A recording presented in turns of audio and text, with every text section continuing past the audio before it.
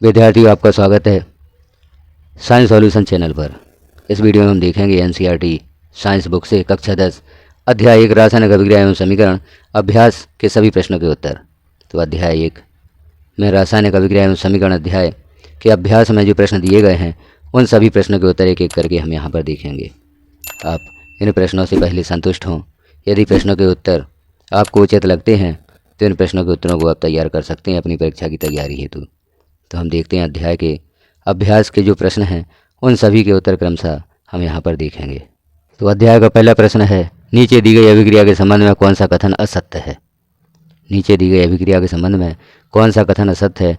अभिक्रिया दी गई है 2PbO solid plus C equal to 2Pb solid plus CO2।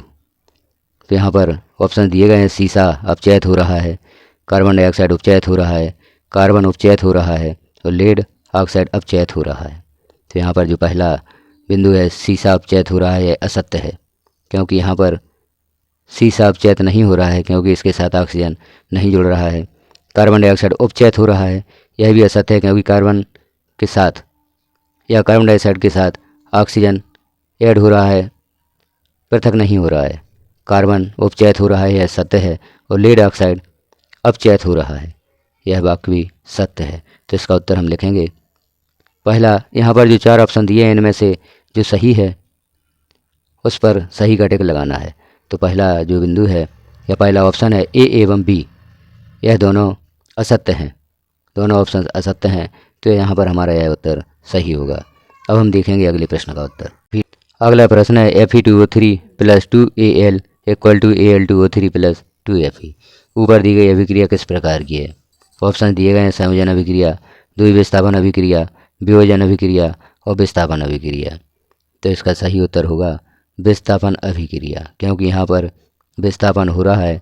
जो ऑक्सीजन परमाणु है वह Fe2 या Fe से विस्थापित होकर Al पर विस्थापित हो जाता है। आयरन के साथ था, यहाँ से विस्थापित होकर एल्यूमिनियम के साथ जुड़ जाता है।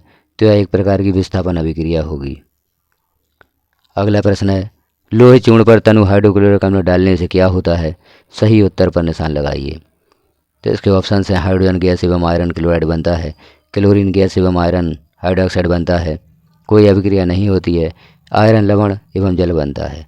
तो यहाँ पर हम देख रहे हैं, समीकरण भी देख लेते हैं। Fe plus 2HCl equal to FeCl2 plus H2। तो इस अभिक्रिया के अनुसार हाइड्रोजन गैस एवं आयरन क्लोराइड बनता है। यहाँ हम देख रहे हैं, जब आयरन और हाइड्रोक्लोरिक अम्ल की क्रिया होती है तो आयरन क्लोराइड या FeCl2 का निर्माण होता है और हाइड्रोजन गैस भी बनती है। इस प्रश्न का उत्तर पूरा होता है। अब हम देखेंगे अगले प्रश्न का उत्तर। अगला प्रश्न है जिसका उत्तर हमें यहाँ पर देखना है, संतुलित रासायनिक समीकरण क्या है। रासायनिक समीकरण को संतुलित करना क्यों आवश्यक है। तो इसका उत्तर होगा, ऐसा रासायनिक समीकरण जिसमें तीर के निशान के बाईं और दाईं ओर के तत्वों के परमाणुओं की संख्या समान हो, संतुलित रासायनिक समीकरण कहलाता है। तो ऐसा समीकरण जिसके बाईं ओर और दाईं ओर तत्वों के परमाणुओं की संख्या समान हो वह संतुलित रासायनिक समीकरण कहलाएगा। जैसे यहाँ पर उदाहरण दिया गया है, Mg plus O2 equal to MgO। तो यहाँ हम देख रहे हैं, लेफ्ट साइड में मैग्नीशियम के 2 परमाणु और ऑक्सीजन के 2 परमाणु हैं। इसी तरह से राइट साइड में भी मैग्नीशियम के 2 परमाणु हो जाते हैं और ऑक्सीजन के 2 परमाणु। तो यह एक संतुलित रासायनिक समीकरण होता है।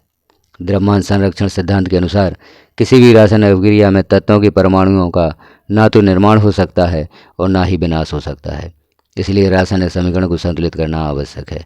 तो लेफ्ट साइड और राइट साइड में रासायनिक समीकरण को संतुलित करने के लिए सभी परमाणुओं की संख्या समान होनी चाहिए, क्योंकि यह द्रव्यमान संरक्षण सिद्धांत का पालन करता है और इसके अनुसार किसी भी रासायनिक अभिक्रिया में तत्वों के परमाणुओं का ना निर्माण होगा और ना ही विनाश होगा।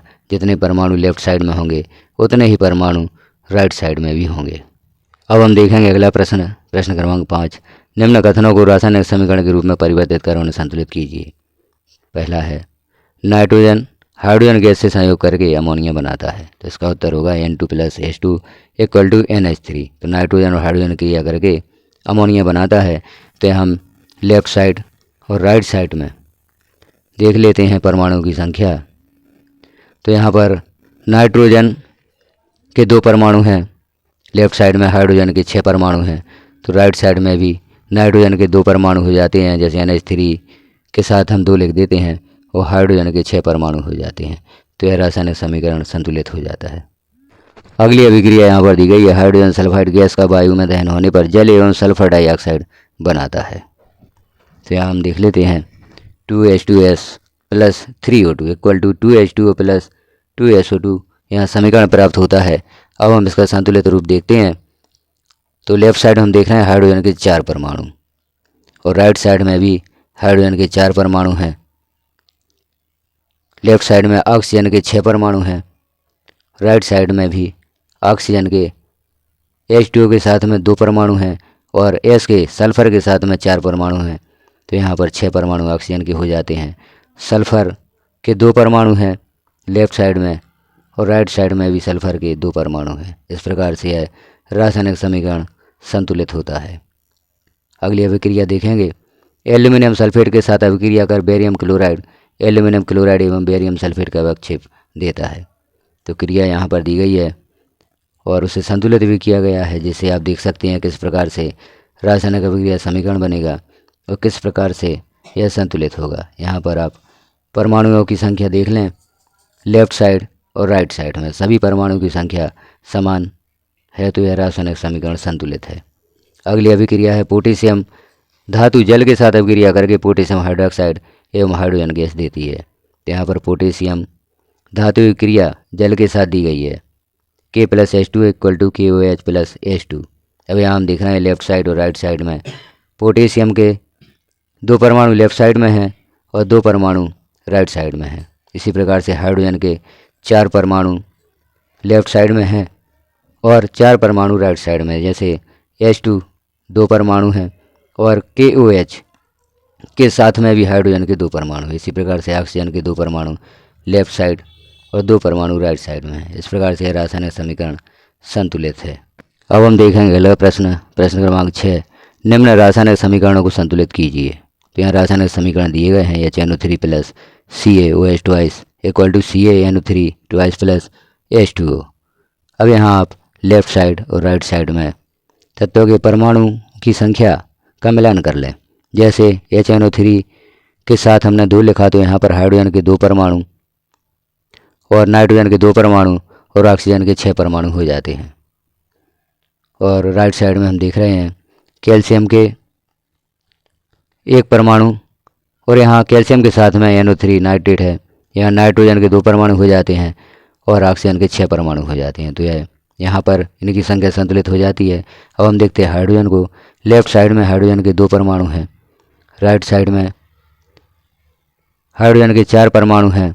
तो यहाँ पर हमने HNO3 के साथ 2 लिखा, तो यहाँ पर हाइड्रोजन के 2 परमाणु और कैल्शियम हाइड्रोक्साइड के साथ हाइड्रोजन के 2 परमाणु मिलाकर 4 परमाणु हो जाते हैं। इसी प्रकार से राइट साइड में भी हाइड्रोजन के 4 परमाणु हो जाते हैं। यह रासायनिक समीकरण संतुलित हो जाता है। अगली अभिक्रिया है NaOH plus H2SO4 equal to Na2SO4 plus H2O। तो यहाँ NaOH के साथ में 2 लिखना होगा और H2O के साथ में 2 लिखना होगा। लेफ्ट साइड में NaOH सोडियम हाइड्रोक्साइड के साथ हमने 2 लिखा, तो यहाँ पर सोडियम के 2 परमाणु, ऑक्सीजन के 2 परमाणु और हाइड्रोजन के 2 परमाणु हो जाते हैं। और H2SO4 में हाइड्रोजन के 2 परमाणु हैं और SO4 में सल्फ़र 1 परमाणु और ऑक्सीजन के 4 परमाणु हैं। तो हम यहाँ पर पहले सोडियम को देख लेते हैं। लेफ्ट साइड में सोडियम के 2 परमाणु हैं, राइट साइड में भी सोडियम के 2 परमाणु Na2 के साथ। फिर ऑक्सीजन के 2 परमाणु और H2SO4 के साथ ऑक्सीजन के 4 परमाणु, कुल मिलाकर 6 परमाणु हो जाते हैं। तो राइट साइड में SO4 के साथ ऑक्सीजन के 4 परमाणु और H2O के साथ ऑक्सीजन के 2 परमाणु मिलाकर 6 परमाणु हो जाते हैं, संतुलित हो जाते हैं। इसी प्रकार अन्य परमाणुओं की संख्या भी देख लें, सभी परमाणु की संख्या संतुलित है। अगला समीकरण है NaCl plus AgNO3 equal to AgCl plus NaNO3। यह एक संतुलित रासायनिक समीकरण है। यह पूर्व से ही संतुलित है। यहाँ पर लेफ्ट साइड और राइट साइड में सभी परमाणुओं की संख्या समान है। अगला समीकरण है BaCl2 plus H2SO4 equal to BaSO4 plus 2HCl।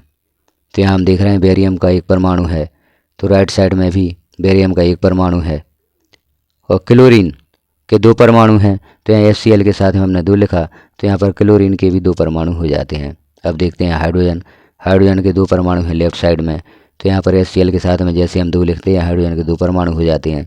Sulphur का 1 परमाणु है लेफ्ट साइड में, तो राइट साइड में भी सल्फ़र का 1 परमाणु है। इस प्रकार से यह रासायनिक समीकरण संतुलित हो जाता है। अगला प्रश्न है, निम्न अभिक्रियाओं के लिए संतुलित रासायनिक समीकरण लिखिए। कुछ अभिक्रियाएँ दी गई हैं, इनके लिए रासायनिक समीकरण लिखना है, वह भी संतुलित करके। तो हम देखते हैं पहली क्रिया, calcium hydroxide plus carbon dioxide equal to calcium carbonate plus जल। तो इसका हम समीकरण लिखते हैं CaOH2 plus CO2 equal to CaCO3 plus H2O। तो यहाँ पर आप देख रहे हैं लेफ़्ट साइड और राइट साइड में परमाणुओं की संख्या समान है। आप एक एक करके काउंट भी कर सकते हैं। तो यह एक रासायनिक समीकरण बन जाता है। बी है zinc plus silver nitrate equal to zinc nitrate plus silver. तो यहाँ हम पहले समीकरण लिखेंगे Zn plus AgNO3 equal to ZnNO3 twice plus Ag। अब यहाँ पर हम देख रहे हैं जिंक का 1 परमाणु है लेफ्ट साइड में, तो राइट साइड में भी जिंक का 1 परमाणु है। और अब हम देख लेते हैं सिल्वर के 2 परमाणु दोनों ओर हैं और नाइट्रोजन के 2 परमाणु, लेफ्ट साइड में नाइट्रोजन के 2 परमाणु हैं, राइट साइड में भी नाइट्रोजन के 2 परमाणु हैं। ऑक्सीजन का देख लेते हैं, ऑक्सीजन के लेफ्ट साइड में 6 परमाणु हैं और राइट साइड में NO3 के साथ ऑक्सीजन के 3 परमाणु और इसका ट्वाइस है तो 6 परमाणु हो जाते हैं। तो इस प्रकार से रासायनिक समीकरण संतुलित हो जाता है। Aluminium plus copper chloride equal to aluminium chloride plus copper. इसके लिए रासायनिक समीकरण लिखेंगे Al plus CuCl2 equal to AlCl3 plus Cu। अब यहाँ पर भी आप परमाणुओं की संख्या काउंट कर लें। जैसे यहाँ हमें देखना है AlCl3 में क्लोरीन के 3 परमाणु दिए गए हैं राइट साइड में और एल्यूमिनियम के 2 परमाणु लेफ्ट साइड में हमें करने होंगे। यहाँ आप देख रहे हैं सभी परमाणु की संख्या काउंट करते हुए आप इस रासायनिक समीकरण का संतुलित रूप देख रहे हैं। इस प्रकार से इस रासायनिक समीकरण को संतुलित किया जा सकता है। अगला प्रश्न है, barium chloride plus potassium sulphate equal to barium sulphate plus potassium chloride. तो इसके लिए जो समीकरण लिखा जाएगा BaCl2 plus K2SO4 equal to BaSO4 plus 2KCl। Left side में हम देख रहे हैं बेरियम का 1 परमाणु है, राइट साइड में भी बेरियम का 1 परमाणु है, क्लोरीन के 2 परमाणु हैं लेफ्ट साइड में। और अब यहाँ पर KCl के साथ हमें 2 लिखना होगा ताकि क्लोरीन के 2 परमाणु यहाँ पर हो जाएं और सभी परमाणुओं की संख्या समान है। इस प्रकार से यह रासायनिक समीकरण का संतुलित रूप हो जाता है। अगला प्रश्न यहाँ पर देख लेते हैं, निम्न अभिक्रियाओं के लिए संतुलित रासायनिक समीकरण लिखिए एवं प्रत्येक अभिक्रिया का प्रकार भी बताइए। कुछ अभिक्रियाएँ दी गई हैं, उनके लिए संतुलित रासायनिक समीकरण लिखना है और उस अभिक्रिया का प्रकार भी बताना है। तो जैसे पहला है potassium bromide plus barium iodide equal to potassium iodide plus barium bromide. तो यहाँ पर हम देख रहे हैं समीकरण के साथ इसे संतुलित भी किया गया है। जैसे 2KBr plus BaI2 equal to KI plus BaBr2। आप लेफ्ट साइड और राइट साइड में सभी परमाणुओं की संख्या देखें, सभी परमाणुओं की संख्या समान है। तो यह रासायनिक अभिक्रिया का समीकरण जो दिया गया है यह संतुलित है। यह द्विविस्थापन अभिक्रिया है। इस अभिक्रिया का प्रकार द्विविस्थापन अभिक्रिया है। अगला है zinc carbonate equal to zinc oxide plus carbon dioxide. यहाँ पर इसका उत्तर देखेंगे ZnCO3 equal to ZnO plus CO2। यह एक वियोजन या अपघटन अभिक्रिया है अगर रासायनिक समीकरण भी संतुलित है। अगला देखते हैं hydrogen plus chlorine equal to hydrogen chloride. तो इसके लिए जो समीकरण है H2 plus Cl2 equal to 2HCl। HCl के साथ में 2 लिख देने पर यह रासायनिक समीकरण संतुलित हो जाता है। हाइड्रोजन के 2 परमाणु लेफ्ट साइड में और 2 परमाणु राइट साइड में हो जाते हैं। इसी प्रकार क्लोरीन के 2 परमाणु लेफ्ट साइड में और 2 परमाणु राइट साइड में हो जाते हैं। तो रासायनिक समीकरण संतुलित हो जाता है। यह एक संयोजन अभिक्रिया है। संयोजन अभिक्रिया क्यों? क्योंकि हाइड्रोजन के साथ में क्लोरीन संयोजित हो रहा है और हाइड्रोक्लोरिक अम्ल प्राप्त हो रहा है। तो यह एक संयोजन अभिक्रिया होगी। अगला है मैग्नीशियम प्लस हाइड्रोक्लोरिक अम्ल equal to magnesium chloride plus hydrogen. तो यह सूत्र लिखते हैं, समीकरण लिखते हैं Mg plus HCl equal to MgCl2 plus H2। अब यहाँ पर क्लोरीन के परमाणु की संख्या संतुलित करने के लिए HCl के साथ में 2 लिख देते हैं। तो यहाँ पर 2 हाइड्रोजन के परमाणु और 2 क्लोरीन के परमाणु प्राप्त हो जाते हैं लेफ्ट साइड में, और राइट साइड में भी Mg के साथ में 2 क्लोरीन के परमाणु हैं और 2 परमाणु हाइड्रोजन गैस के बनते हैं।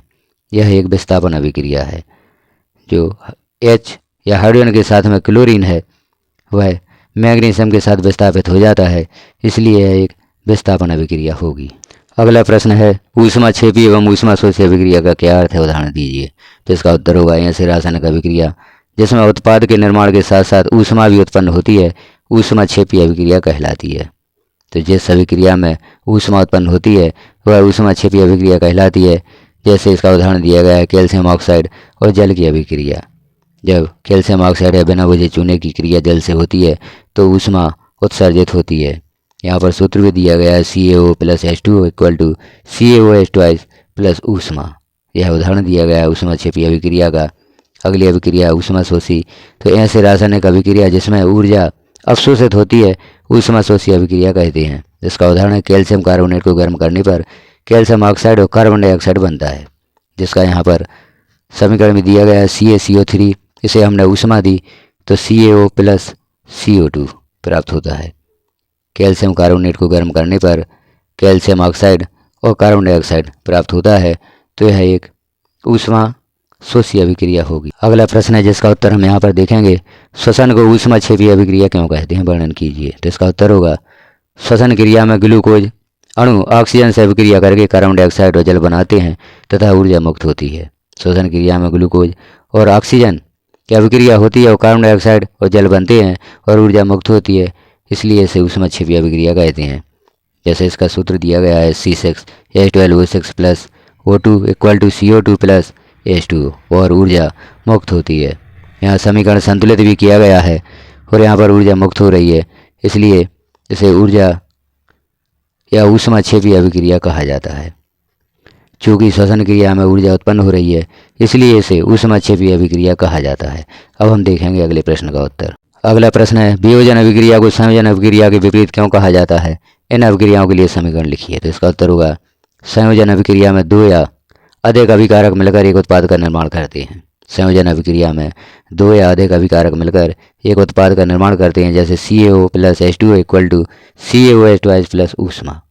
तो हम देख रहे हैं संयोजन अभिक्रिया में 2 या अधिक अभिकारक मिलकर एक उत्पाद का निर्माण करते हैं। तो यहाँ पर कैल्शियम ऑक्साइड और जल क्रिया करके कैल्शियम हाइड्रोक्साइड का निर्माण कर रहे हैं, तो यहाँ पर संयोजन अभिक्रिया होगी। इस प्रकार से अब जबकि वियोजन अभिक्रिया में एक अभिकारक टूटकर 2 या अधिक उत्पाद का निर्माण करता है, जैसे फेरस सल्फेट है FeSO4 = Fe2O3 + SO2 + SO3। यहाँ पर FeSO4 टूट रहा है तो यहाँ पर वियोजन अभिक्रिया होगी, इसलिए वियोजन अभिक्रिया को संयोजन अभिक्रिया के विपरीत कहा जाता है। संयोजन अभिक्रिया में 2 अभिकारक आपस में जुड़ते हैं, जबकि वियोजन अभिक्रिया में अभिकारक टूटकर 2 या अधिक उत्पादों का निर्माण करती है। अगला प्रश्न है जिसका उत्तर यहाँ पर हम देखेंगे उन वियोजन अभिक्रियाओं के एक एक समीकरण लिखिए जिनमें ऊष्मा, प्रकाश एवं विद्युत के रूप में ऊर्जा प्रदान की जाती है। इसका उत्तर होगा जब कैल्शियम कार्बोनेट को गर्म किया जाता है तो कैल्शियम ऑक्साइड और कार्बन डाइऑक्साइड गैस का निर्माण होता है, जैसे CaCO3। इसे ऊष्मा हम देते हैं तो CaO + CO2 प्राप्त होता है। कैल्शियम कार्बोनेट को गर्म करने पर कैल्शियम ऑक्साइड और कार्बन डाइऑक्साइड गैस प्राप्त होती है। प्रकाश की उपस्थिति में सिल्वर ब्रोमाइड का सिल्वर और ब्रोमीन में वियोजन होता है, जैसे सिल्वर ब्रोमाइड यहाँ ऐसे प्रकाश की उपस्थिति में क्रिया होती है तो सिल्वर और ब्रोमीन में वियोजन हो जाता है। जब जल से होकर विद्युत धारा प्रवाहित की जाती है तो यह हाइड्रोजन और ऑक्सीजन में अपघटित हो जाती है। जल से होकर विद्युत धारा प्रवाहित करते हैं तो हाइड्रोजन और ऑक्सीजन गैस में जल अपघटित हो जाता है। जैसे यहाँ पर क्रिया दी गई है 2H2O = 2H2 + O2। तो जल में विद्युत धारा प्रवाहित करने पर हाइड्रोजन गैस और ऑक्सीजन दोनों में वियोजन हो जाता है। अगला प्रश्न है विस्थापन एवं द्विविस्थापन अभिक्रियाओं में क्या अंतर है, इन अभिक्रियाओं के समीकरण लिखिए। तो इसका उत्तर होगा विस्थापन अभिक्रिया में कोई एक तत्व दूसरे तत्व को उसके यौगिक से विस्थापित कर देता है। विस्थापन अभिक्रिया में कोई एक तत्व दूसरे तत्व को उसके यौगिक से विस्थापित कर देता है, जैसे Fe + CuSO4। यहाँ पर कॉपर के साथ जो सल्फेट है उसका विस्थापन आयरन के साथ हो जाता है। सल्फेट कॉपर से पृथक होकर आयरन पर विस्थापित हो जाता है और प्लस कॉपर पृथक हो जाता है। तो विस्थापन अभिक्रिया में कोई एक तत्व दूसरे तत्व को उसके योग के साथ विस्थापित कर देता है। आगे देखेंगे, जबकि द्वि विस्थापन अभिक्रिया में अभिकारकों के बीच आयनों का आदान प्रदान होता है, जैसे Na2SO4 plus BaCl2 equal to BaSO4 plus 2NaCl। तो यहाँ जो सोडियम के साथ सल्फेट था वह बेरियम के साथ विस्थापित हो जाता है, और बेरियम के साथ जो क्लोरीन का परमाणु था वह सोडियम के साथ विस्थापित हो जाता है। तो यहाँ पर द्वि विस्थापन अभिक्रिया होती है। द्वि विस्थापन अभिक्रिया में अभिकारकों के बीच आयनों का आदान प्रदान हो जाता है। अगला प्रश्न है, सिल्वर के शोधन में सिल्वर नाइट्रेट के विलयन से सिल्वर प्राप्त करने के लिए कॉपर धातु द्वारा विस्थापन किया जाता है। इस प्रक्रिया के लिए अभिक्रिया लिखिए। तो इसका उत्तर होगा copper plus 2AgNO3 equal to CuNO3 twice plus 2Ag। Copper के साथ क्रिया होती है सिल्वर नाइट्रेट की, तो यहाँ पर हमें प्राप्त होता है कॉपर नाइट्रेट और 2 परमाणु प्राप्त हो जाते हैं सिल्वर के। तो इस प्रकार से इस प्रश्न का उत्तर यहाँ पर पूरा होता है। अब हम देखेंगे अगले प्रश्न का उत्तर। अगला प्रश्न है, अवक्षेपण अभिक्रिया से आप क्या समझते हैं? तो इसका उत्तर होगा, जब 2 विलयनों की अभिक्रिया से एक ठोस पदार्थ का निर्माण होता है तो उस अभिक्रिया को अवक्षेपण अभिक्रिया कहते हैं। यह ठोस पदार्थ अवक्षेप कहलाता है। तो जब 2 विलयनों की अभिक्रिया होती है और एक ठोस पदार्थ का निर्माण हो जाता है तो उस अभिक्रिया को अवक्षेपण अभिक्रिया कहते हैं, और जो ठोस पदार्थ हमें प्राप्त होता है वह अवक्षेप कहलाता है। इस प्रकार से इस प्रश्न का उत्तर पूरा होता है। अब हम देखेंगे अगला प्रश्न। अगला प्रश्न है जिसका उत्तर हमें यहाँ पर देखना है, ऑक्सीजन के योग या ह्रास के आधार पर निम्न पदों की व्याख्या कीजिए, उपचयन और अपचयन। तो ऑक्सीजन का जुड़ना या पृथक होना के आधार पर निम्न पदों की व्याख्या करना है, जिसमें पहला है उपचयन और दूसरा अपचयन। पहले का उत्तर यहाँ पर देखते हैं, अभिक्रिया के समय किसी पदार्थ में ऑक्सीजन की वृद्धि को उपचयन कहा जाता है। जब किसी अभिक्रिया में किसी पदार्थ में ऑक्सीजन की वृद्धि होती है तो वह क्रिया उपचयन कहलाती है। जैसे कॉपर प्लस O2, इसे गर्म करते हैं तो 2CuO प्राप्त होता है। यहाँ कॉपर के साथ ऑक्सीजन ऐड हो जाती है, जुड़ जाती है, तो यह उपचयन क्रिया होती है। इस अभिक्रिया में कॉपर का उपचयन होता है। बी है, अभिक्रिया के समय किसी पदार्थ में ऑक्सीजन के ह्रास को अपचयन कहा जाता है। जैसे हम देख रहे हैं copper oxide plus H2 equal to Cu plus H2O। तो यहाँ कॉपर के साथ जो ऑक्सीजन थी वह हाइड्रोजन के साथ अपचयित हो जाती है, तो इस अभिक्रिया में कॉपर ऑक्साइड का अपचयन होता है। अगला प्रश्न है, एक भूरे रंग का चमकदार तत्व X को वायु की उपस्थिति में गर्म करने पर वह काले रंग का हो जाता है। इस तत्व X एवं उस काले रंग के यौगिक का नाम बताइए। तो इसका उत्तर होगा, तत्व X तांबा है और काले रंग का यौगिक कॉपर ऑक्साइड है। यहाँ पर क्रिया भी दी गई है कॉपर प्लस O2, इसे गर्म करने पर कॉपर ऑक्साइड प्राप्त होता है। संतुलित भी किया गया है समीकरण को, आप यहाँ पर देख रहे हैं। अब हम देखेंगे अगले प्रश्न का उत्तर। अगला प्रश्न है, लोहे की वस्तुओं को हम पेंट क्यों करते हैं? तो इसका उत्तर होगा, लंबे समय तक आर्द्र वायु में रहने पर लोहे पर भूरे रंग की जंग की एक परत चढ़ जाती है। जंग के कारण लोहे से बनी वस्तुओं की बहुत क्षति होती है। पेंट करके लोहे की वस्तुओं को हम जंग से बचा सकते हैं, इसलिए लोहे की वस्तुओं को पेंट करते हैं। तो लोहे की वस्तुओं को संक्षारण से बचाने के लिए या उनकी क्षति से बचाने के लिए लोहे की वस्तुओं को पेंट किया जाता है। अगला प्रश्न है, तेल एवं वसायुक्त खाद्य पदार्थों को नाइट्रोजन से प्रभावित क्यों किया जाता है? तो उसका उत्तर देख लेते हैं। नाइट्रोजन एक प्रतिऑक्सीकारक है। नाइट्रोजन तेलीय खाद्य पदार्थों को लंबे समय तक विकृति गंधता से बचाता है, जिससे उनके स्वाद तथा गंध खराब नहीं होते हैं। यही कारण है कि चिप्स की थैलियों में ऑक्सीजन को हटाकर नाइट्रोजन भरा जाता है। अब हम देखेंगे अगले प्रश्न का उत्तर। अगला प्रश्न है, निम्न पदों का वर्णन कीजिए तथा प्रत्येक का एक एक उदाहरण दीजिए। तो यहाँ पर दिए गए हैं, पहला संक्षारण, दूसरा विकृत गंधिता। इनका वर्णन यहाँ पर करना है। उत्तर देख लेते हैं। संक्षारण, धातुएं अपने आसपास अम्ल, आर्द्रता आदि के संपर्क में आने पर संक्षारित होती हैं। इस प्रक्रिया को संक्षारण कहते हैं। लोहे की बनी वस्तुएं जब आर्द्र वायु के संपर्क में आती हैं तो उन पर लालिमा युक्त भूरे रंग की परत चढ़ जाती है। यह क्रिया संक्षारण कहलाती है। दूसरा है विकृति गंधिता। वसायुक्त अथवा तेलीय खाद्य सामग्री का स्वाद लंबे समय बाद उपचयन के कारण खराब हो जाती है। इस प्रक्रिया को विकृति गंधिता कहते हैं। चिप्स की थैलियों में ऑक्सीजन हटाकर नाइट्रोजन भरा जाता है ताकि चिप्स का उपचयन ना हो सके। तो इस प्रकार से हमने देखा अध्याय 1 कक्षा 10वीं विज्ञान अध्याय 1 रासायनिक अभिक्रिया एवं समीकरण के सभी प्रश्नों के उत्तर, जो अभ्यास में प्रश्न दिए गए हैं उन सभी प्रश्नों के उत्तर यहाँ पर देखे। इस चैनल पर कक्षा 9वीं 10वीं विज्ञान से संबंधित सभी अध्यायों के प्रश्नों के उत्तर पब्लिश किए जा रहे हैं। आप भी अन्य अध्यायों के प्रश्नों के उत्तर देखना चाहते हैं तो चैनल को सब्सक्राइब कर लें, सब्सक्राइब करने के पश्चात चैनल पर विजिट करें और सभी अध्यायों के प्रश्नों के उत्तर, चाहे वह अभ्यास के हों या अध्याय के अंदर के प्रश्नों के उत्तर हों, आप सरल भाषा में यहाँ पर और शॉर्ट में देख सकते हैं। वीडियो अच्छा लगा हो तो वीडियो को लाइक करें, अन्य साथियों तक शेयर करें ताकि सभी विद्यार्थियों को इन प्रश्नों के उत्तर प्राप्त हो सकें। आप चाहते हैं अन्य अध्यायों के प्रश्नों के उत्तर प्राप्त करना, बेल आइकन को क्लिक कर ऑल पर प्रेस कर दें ताकि जैसे ही किसी अध्याय के प्रश्नों के उत्तर चैनल पर पब्लिश किए जाते हैं वह सर्वप्रथम आपको प्राप्त हो सकेंगे। वीडियो को लास्ट तक देखने के लिए आपका धन्यवाद।